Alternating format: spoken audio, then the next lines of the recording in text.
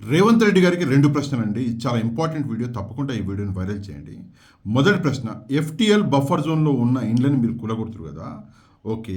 ఇక్కడ ఒక విషయం ఏంటంటే, ఆ పర్మిషన్‌లు ఇచ్చినటువంటి అధికారులను కూడా మేము శిక్షిస్తామని చెప్పేసి చెప్తున్నారు గదా! అది కూడా మంచి విషయమే.